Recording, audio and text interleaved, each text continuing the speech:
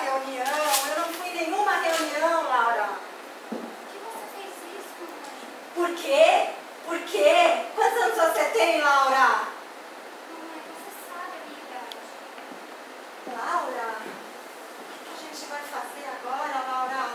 Eu pensei que você fosse adulta, eu me enganei. Enganei. Ai, assim. Agora, Laura, o que vai ser do nosso futuro? O que a gente vai fazer agora? Mamãe, por favor, me diga o que aconteceu. Como você sabe, hoje à tarde eu seria empossada na Liga das Filhas da Revolução Americana.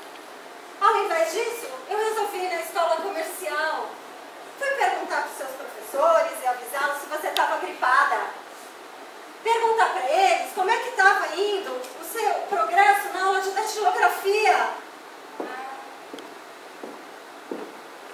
Laura, eu procurei a sua professora de datilografia. Eu me apresentei como a sua mãe. Ela nem sabia quem você era, Laura. Você foi poucos dias.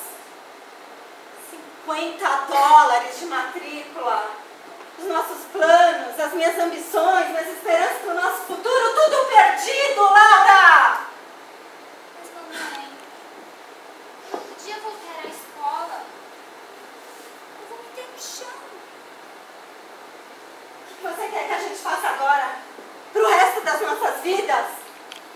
Vamos brincar de zoológico de vidro? Vamos tocar eternamente esses discos que seu pai deixou de recordação?